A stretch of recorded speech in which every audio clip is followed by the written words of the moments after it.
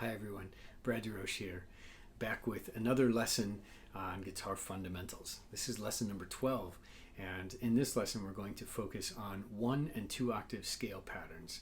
Today we're just going to focus on the left hand, and then in our next lesson we'll actually add the right hand and discuss how the two work together.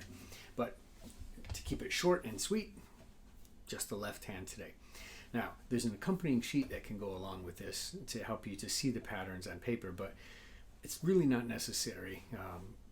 So I'm going to show you the pattern, and if you don't get it the first time through, just rewind the video and watch it a couple times until you can memorize it. All right. So anyway, if you do need a copy of a PDF of the sheet, just contact me and I'd be more than happy to get it to you. Okay. To start with, we're going to do a 1 octave major scale pattern. Now, what I'm going to do is I'm going to start out in 5th position. So that means my first finger is going to be on fret number 5. All right, so 1, 2, 3, 4, 5.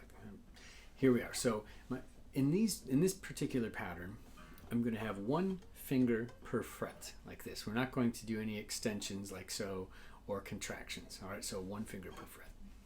All right, I'm going to start out on the 3rd string. So coming from the treble side.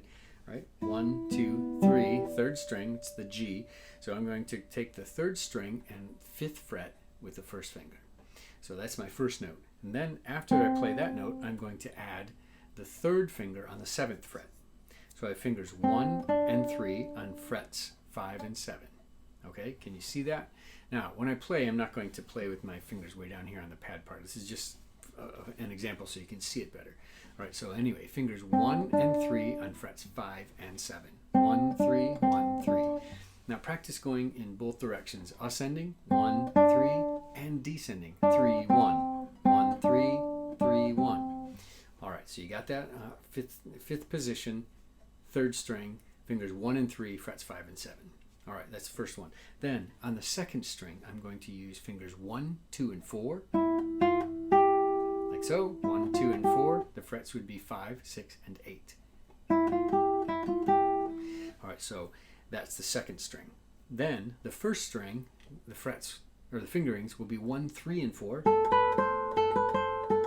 Frets are 5, 7, and 8. Okay, so now I'm going to go through the entire pattern, starting on the 3rd string. 1, 3, 1, 2, 4, 1, 3, 4. So again, I'm saying left hand fingers. I think it's a much easier way to memorize it.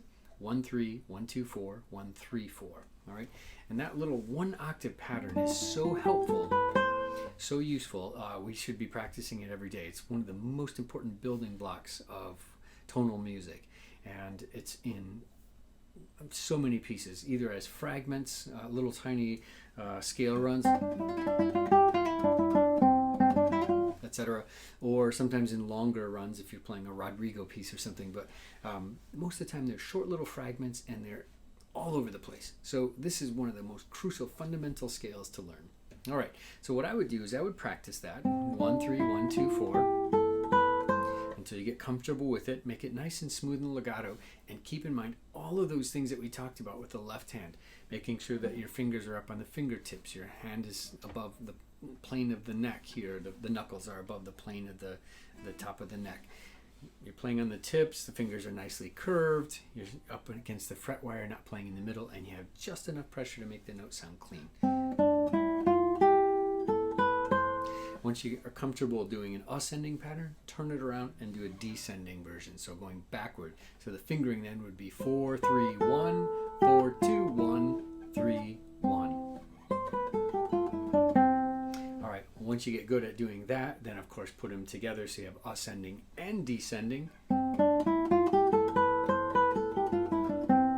right, and so once you can make a nice smooth scale like that all the way from beginning to end, then you're in good shape. Then your next move would be to slide up and down the fingerboard. So try it in different positions.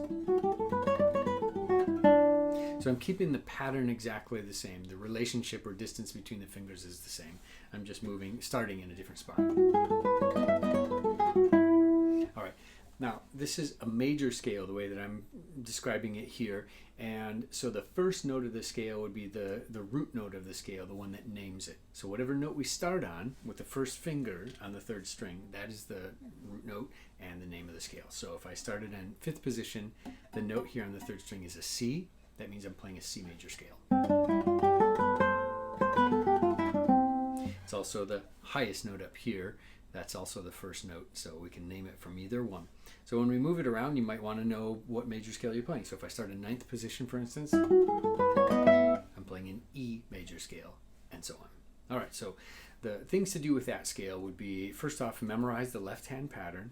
Once you get good playing it ascending and descending, put those two together so you can play it as a continuous pattern, ascending and descending.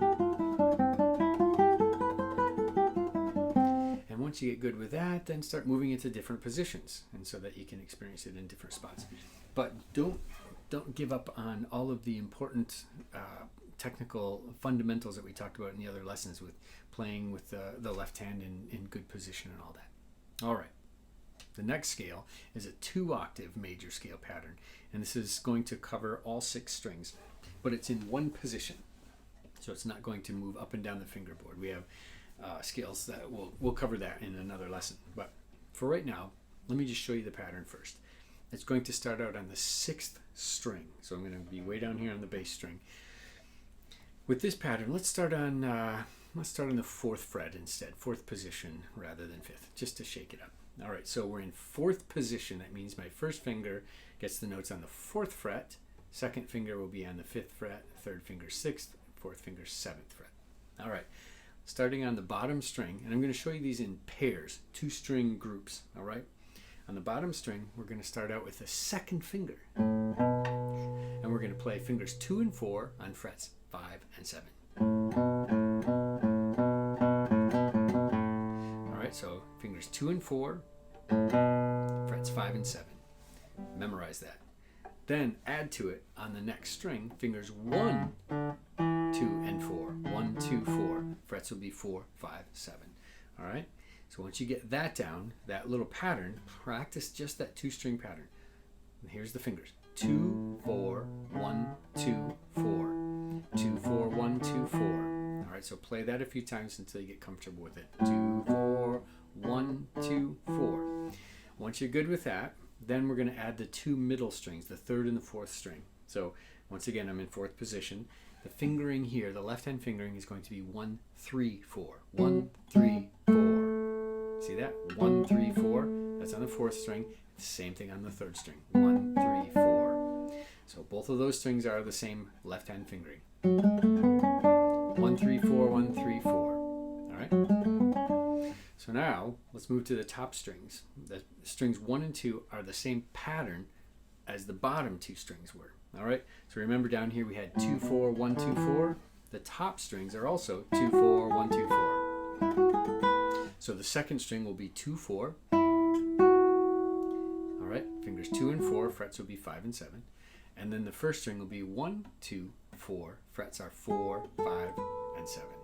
Okay, so this is a pattern. It's a major scale pattern. Now, when I played this, I actually included an extra note. I went up to the 2nd scale degree. I went past the 1st scale degree. And a lot of times when people are practicing scales, they don't do that. They would stop at the 1st scale degree. So let me show you what I'm talking about here. This is the root note of the scale. This is an A major scale that we're playing because I started on the note A. So I'm playing an A major scale.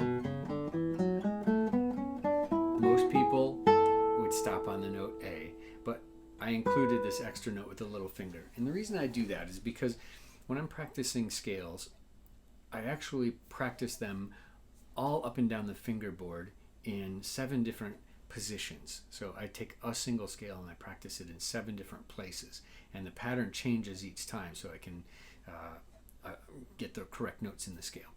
We're going to talk more about that in another lesson, but what's important for me is to be able to know where all the notes are in a scale in any position. And so rather than just stopping at the octave, I kind of go beyond it and I play all the notes in a position. So let's recap the scale. We're going to do it in 2-string chunks. The bottom 2 are 2, 4, 1, 2, 4. The two middle strings are 1, 3, 4, 1, 3, 4. Both are the same. And the top two strings are 2, 4, 1, 2, 4. Then once you get comfortable going ascending on that scale, and you can make it nice and smooth, then practice it descending, and then combine ascending and descending. Once you get good with that, move it to different positions up and down the neck, so you'd have a nice little chunk of music to practice.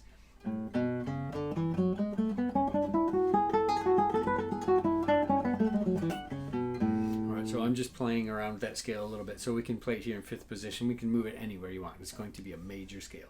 And remember, the first note is the naming note, the root note of the scale. So if I started in seventh, on the 7th fret here, I would be playing what scale? B major scale. That's right. Okay, so practice those two scale patterns, the 1 octave and the 2 octave scale patterns. They're both so extremely useful for us. We do them all the time in pieces of music. And so if you work on these, making sure that you're taking care of all that left-hand stuff we were talking about in the previous lesson, so you're really in good position, good technique with the left hand, real good, strong fundamentals. In the next lesson, we'll talk about the right hand in greater detail and scale playing, and so that you can get a better sound and play faster and all that other stuff. So anyway, that's the next lesson. So hopefully you'll come back for that one too. All right, so that's it for today. We looked at a 1 octave scale pattern and a 2 octave scale pattern, and do practice those a fair amount. They're really some of the most important things that we do in music. All right, that's it for now. Have a good day, and we'll see you in the next lesson. Cheers.